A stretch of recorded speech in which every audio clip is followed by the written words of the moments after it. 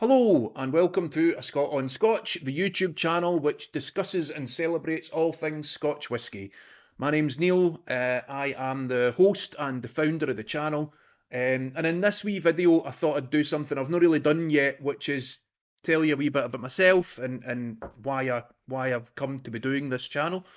Um, I think it's interesting with whisky. Everyone you speak to seems to have their own wee unique story of how they got into this. It's almost like it reminds me of those superhero movies, like the Marvel movies or the DC movies, where all the superheroes have this wee unique origin story of how they got their superhero powers. Well, it's kind of like that, I think, in whiskey, where we all have our own story, this sort of epiphany moment that changed things and set us out on a course of whiskey appreciation. So for me, my early years were very much the same. I think this is something else I think you hear lots of whiskey lovers say. My first experience with whiskey was not a good one. I did not like whiskey. When I first tasted it, I thought it was awful stuff, and I couldn't believe anyone would ever voluntarily consume it. Um, but I don't know what that is. I don't know if that's a sort of a palate thing that your palate matures and you look for different flavors when you get a bit older. I suspect probably it was more to do with the way I consumed things. In your late teens, your early 20s, you don't drink for fun. You're immature. You're a fool, quite frankly. And you drink for the effect almost. You're not drinking to enjoy. So you gulp and you knock things back, and that is not the way to consume an alcohol at 40%.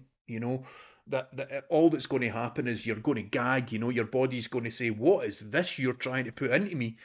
And that was very much my experience. Whiskey was something that made me want to be sick after I consumed it. Because I was drinking it like an idiot. And unfortunately, I think many of us are like that in our younger years.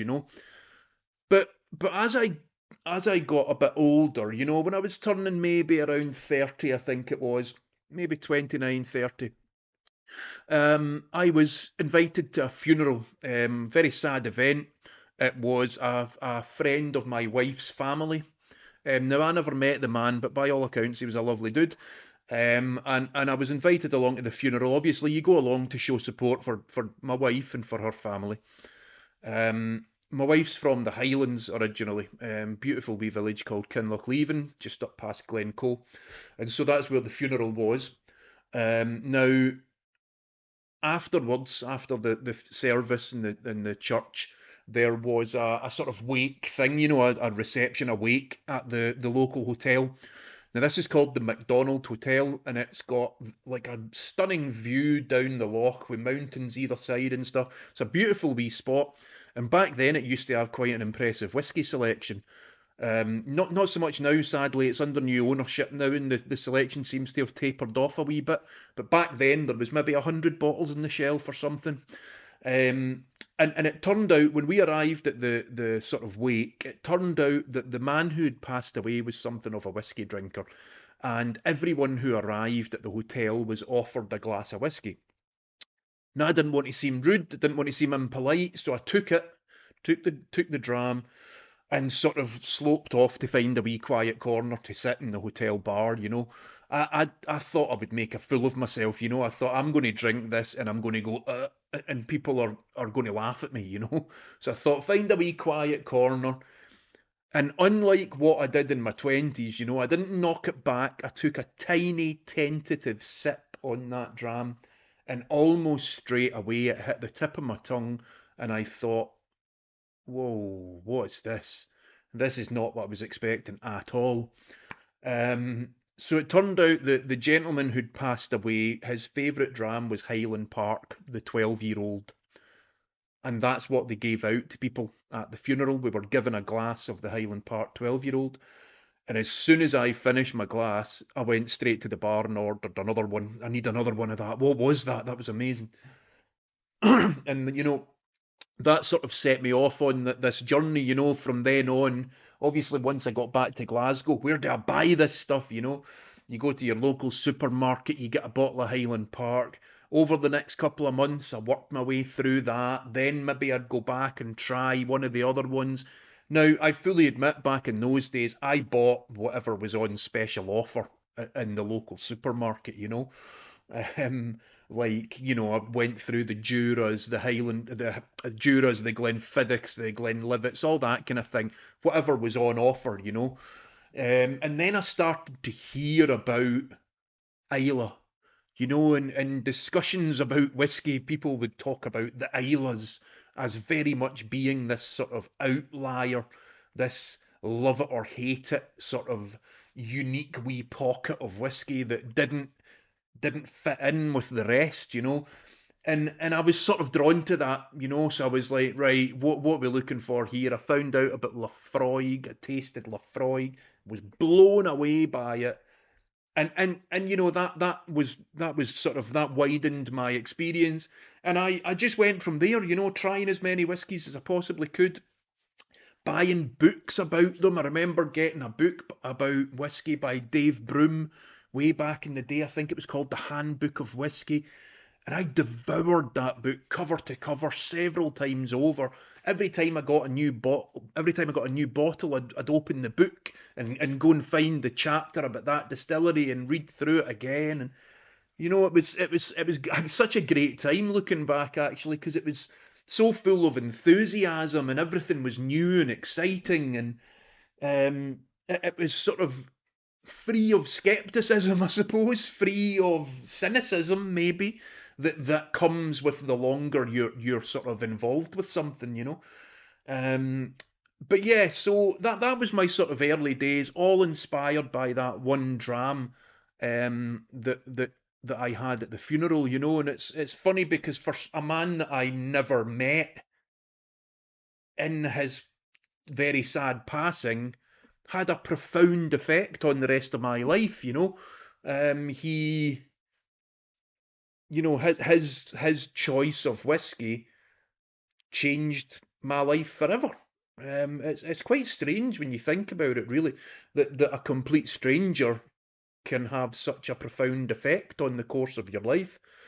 Um, So yeah, you know, obviously after I had explored whatever was available in the local supermarkets and read up about, you know, read the books and stuff, and read up about the common distilleries, I started to wonder what else might be out there. You know, now I had visited some specialist shops, specialist spirits retailers and specialist whiskey shops and stuff.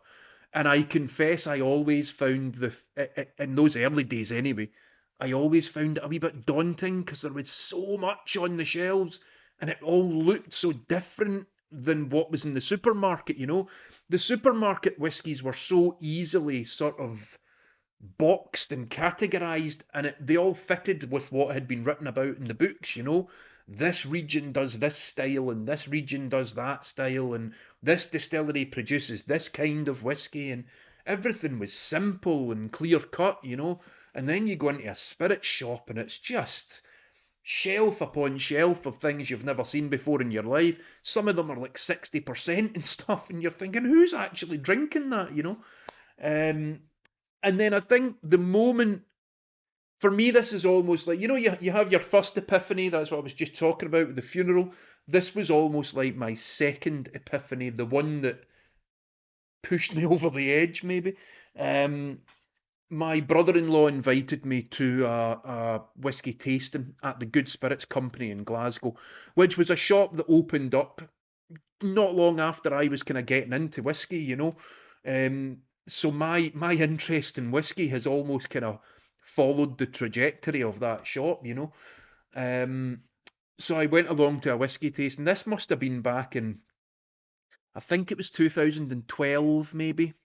So, you know, by this point, I've been drinking whiskey maybe 3 or 4 years, but, you know, fairly casually, just enjoying the 40% stuff in the supermarket, learning a wee bit about it as I go and all that. But then I went to this whiskey tasting at the Good Spirits Co. And it was hosted by Berry Brothers and Rudd, who are obviously a wine and spirits retailer down in London, but also an independent bottler. And they were showcasing six drams from their sort of single cask ranges. And I was quite frankly just flabbergasted by what was presented to me that night. I think I can still remember the drams too. There was an Invergordon single grain, which I'd never tasted a single grain before. Only as a component of a blend did anyone I knew ever drink grain whiskey. There was a Braes of Glenlivet single malt, which is now Braeval, I believe. They don't really call it Braes of Glenlivet anymore. There was a Glenlivet that was 38 years old. Can you imagine that nowadays? Getting a sample of a 38-year-old Glenlivet, single cask Glenlivet, on a tasting. That ticket cost me £15, and there was a 38-year-old Glenlivet on the lineup. What else was there? I remember it finished with Blue Hanger, which was a blended malt that berries put together. There was another one, there might have been a Bunnahabhain or something in there as well, I think, but it finished with the Blue Hanger.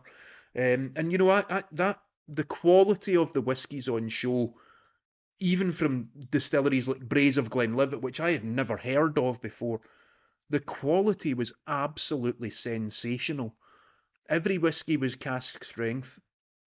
Every whiskey was natural coloured and light at that. They were all quite lightly coloured, you know, the colour of pale straw and all this. And I just left that night thinking, my world has just exploded, you know. What I understood as whiskey had just become this whole other universe of stuff, you know. Because the whole thing with independent bottlers, it's quite hard to kind of get your head around that, because we understand the whole thing about this distillery makes this whiskey, they put it out and it's called, you know, Jura whiskey comes from Jura Distillery. It's quite easy to understand that, but this whole idea of sometimes Jura is put out by somebody that doesn't own Jura, and you know, that kind of thing is sort of quite weird to get your head round to begin with. But that one tasting it made my interest in whiskey go from like a 5 to a 12, you know, like it just, my passion for it went through the roof, because I suddenly saw, okay, the stuff I've been drinking is good. And even to this day, I don't like slating off these whiskies. You know, I don't like slagging the whiskies that are in the supermarkets, because they have their place. And like that, they do a good job of getting people into it to begin with. But once you taste the stuff that's a little bit stronger and unchill filtered, you know, you just realise, oh my God, there's so much more to this spirit, you know. Um, so yeah, that took my casual interest towards an obsession. You know, then it was all about just trying as much whiskey as I possibly could. I went to as many tastings as I could, learned as much as I could, watched as much content I could find on YouTube. Used to love watching Ralphie's videos back in the day. They learned so much from him. And yeah, you know, just devouring everything I could possibly get my hands on, just to learn as much as I could, you know. And then I think in 2014, I enrolled and took part in John Lamond's whisky certificate course. John Lamond is a writer, a whisky writer and sort of consultant, and now educator. He's been running his course for, I don't know, it must be at least 15 years or something now, I think. It was a sort of 8-week night class, and you went on a distillery visit at the end of it, and there was a wee exam and all that.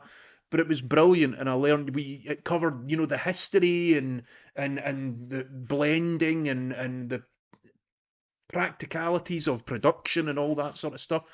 It was a great course, you know, and I learned so much from that.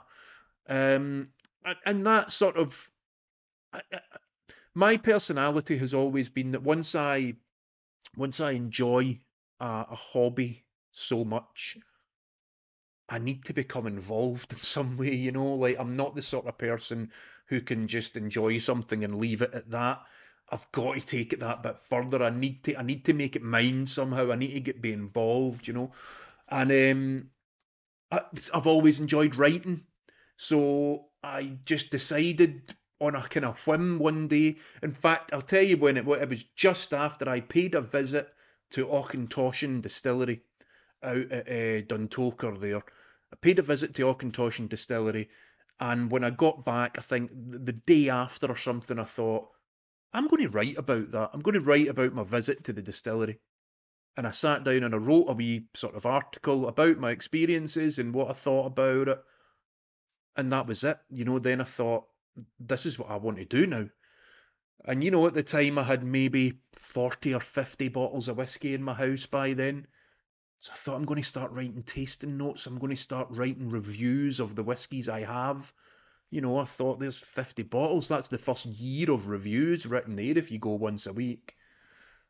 And that was that. I started my blog in early October 2015. Here we are 8 years, coming up 9 years later, still going strong. God only knows. I used to keep count of how many reviews I'd actually done. I'm not sure. We're coming up, I think, on my 700th review, but within that, there's been multiple drams per review sometimes, so I don't even know how many whiskies we've covered now. It's a lot. It's a lot. I really should get an up-to-date list put on somewhere. Um, but it's a lot to go through. But what an experience that has been, and I consider myself really lucky to be able to have tasted some of the whiskies I have tasted over the years. And doing the blogs opened up so many opportunities for me, events and distillery visits and things like that I probably wouldn't have got to do otherwise. So I'm always grateful for that, and will continue to write the blog for as long as I can. Although I'm doing these videos now, writing is very much my sort of passion. That's the thing I really want to do. The videos are just a wee fun extra to go along with it, really. Because sometimes it's nice, with the writing I can be quite sort of perfectionist and I would like to go over it and edit and edit and edit. Sometimes it's nice just to switch the camera on and have a wee rant, without worrying too much about it. That's what this is all about. Um, yeah, so that was the blog, and then what else have we done? So even on Facebook, we've got the Glasgow Whisky group. That kind of started as a wee community to tell people if you ever saw a special offer in the supermarket or something like that. If you saw somebody selling Lafroig for 15 quid back then or 20 quid or whatever, let everyone know where you could get a wee bargain. And then it sort of grew into something else. It became a wee sort of meeting place to tell people about tastings and share which dram you've got and what you're enjoying at the minute. And then I think, like so many online communities during lockdown, it sort of took on a bit more of a life of its own. It became a sort of social hub a bit more then. And now we do tastings, we host sort of regular tastings and stuff. I'll pick a wee selection of drams. Sometimes it's stuff I buy for the blog, like I'll get stuff for the blog and review it. And then obviously because I'm buying so much stuff and reviewing it, I can't possibly get through it all myself, so it's nice to share it with people. Let's put on a wee taste, and I've got plenty of stuff here. Let's get the drams out and we'll do a wee tasting together. So they're always good fun, always good fun, and it's a nice wee community. There's some nice people, um, and yeah. So that sort of brings us pretty much up to date. I've also been involved in another couple of things over the years, like during lockdown, we did the Quake podcast, which some of you may have listened to at the time. It was very much a sort of lockdown project. It was myself and Mickey Plummer, who at the time was brand ambassador for Macmira, the Swedish single malt. And we started it during lockdown, and it was great fun. It was great fun at the time. But I think once the world started getting back to normal, we were finding it harder and harder to find the time to do the podcast. And so it kind of began to fade away a bit. And we decided at the end, I think at the end of our second year, I think we'd done 16 episodes or something. And we said, let's leave it there. I think in the first year there was maybe 10 episodes. In the whole second year there was only 6. And we just thought, let's leave it there. It was great fun though, something I really enjoyed doing. But again, like I say, these wee videos are just a wee bit of fun. You can just throw them out there. The podcast, we wanted to get really in depth with some things, so there was a lot of research that we went into it. And then I did the editing as well. And I'm sure anybody who's ever edited anything will tell you it is tedious. editing a sound recording is unbelievably tedious and time consuming. It takes such a long time just going over and over and over, editing out wee bits, turning this bit up, muting that sound. It's just, oh, it was incredibly frustrating. So, and just maybe not quite worth the rewards, you know. Although people enjoyed the podcast and it was great getting the feedback and stuff, but I think once the world got back to normal, we just decided we don't really have the time to do this justice anymore, you know. So that was that. The podcast went, and then finally the last thing that I'm going to talk about, and I suppose the thing that I'm kind of one of the things I'm sort of most proud of is my involvement with the Isla Whisky Academy. So back in 2020, Rachel McNeil got in touch with me. Rachel is based in Isla, from Colonsay originally, but grew up in Isla, and a very prominent voice in the whisky world, a sort of advocate for Isla and for Isla's whiskies. And Rachel got in touch with me back then and asked if I would like to come on board and help her run the Facebook group for the Isla Whisky Academy students. Back then, she was launching the online course. Again, it was during lockdown, so she was launching a sort of online version of the course. And that meant more people were coming into the group. So I came on board to help run the group, and since then I've kept my involvement basically. I think Rachel sometimes wondered what happened. She invited me in to help the Facebook group and can't get rid of me now, you know. I love going over when Rachel does the residential diploma over in Isla. I love going over helping out with the students and stuff, getting to meet everyone, and you learn so much. Every time I go to Isla, I learn new stuff, you know. And you learn stuff from the students as well, these people that come from all over the world, you know, and I find it really sort of enlivening, you know, like that. How lucky are we to have this spirit here in our country that people from all over the world want to come here and learn all about it? They'll pay thousands of pounds just to get to the country to see distilleries and learn all they can about it. I think sometimes we don't appreciate that enough, you know, and that's part of sort of the thinking behind the naming of this channel, you know, a Scot on Scotch, because sometimes it feels like there aren't enough Scottish voices online and elsewhere really talking about this stuff. Now, I know that there are some, of course there are, and there's plenty of people at the distilleries and brand ambassadors and stuff, and a couple of really prominent YouTube channels that have been going for years putting the message out there. But sometimes it just feels like we are not as proud of this stuff as we should be, you know? Like, I think if you were to go into most restaurants in Glasgow right now, this is just a wee example, you know? If you were to go into most restaurants in Glasgow and ask them to discuss the wine menu with you, you know, they'd be able to talk at decent length about your wine options. Ask the same waiter to tell you about their Scotch whiskies, and they'll have a blank expression in their face and no information to offer you, you know. Maybe I'm doing some places a disservice there. You know, there are some that would be better, but the average restaurant will have maybe 3 or 4 whiskies to choose from, and they won't really be able to tell you an awful lot about them. I just think that's a bit of a shame. You know, I think we should be beating the drum for our own spirit all the time, you know. This is this is Scotland's gift to the world. You know what I mean? This is the thing that we should be proudest of. We have made a product that people from all over the world are fascinated by. They want to come here and learn about it and enjoy it, learn every single detail. There are people from all over the world that know more about Scotland than the people that live here do. You know, there are tourists that come and visit here, and they stay for a month at a time, and they cover every single wee town in the whole north. You know, they do the North Coast 500.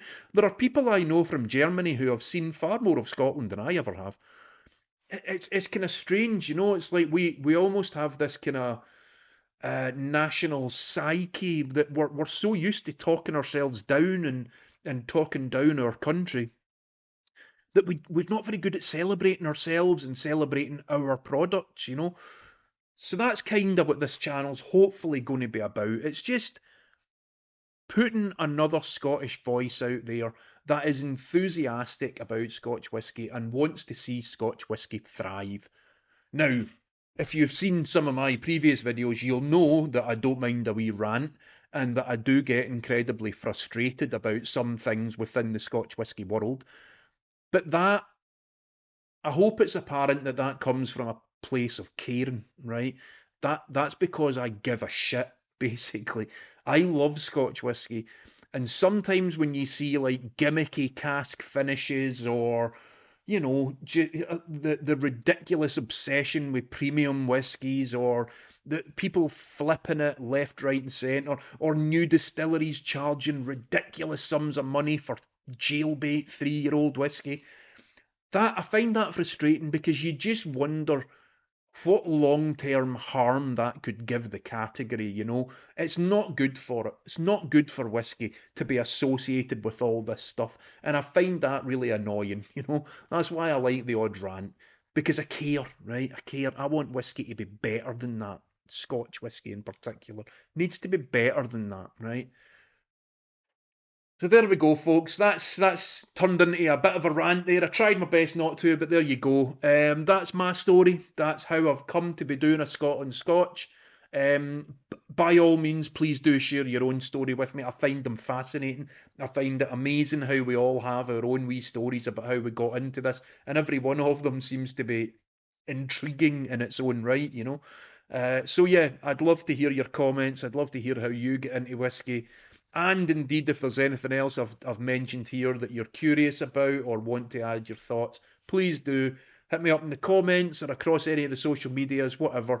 And if you haven't already, feel free to subscribe to the channel, please. Hit the wee bell, you'll get a notification whenever I put up a new video.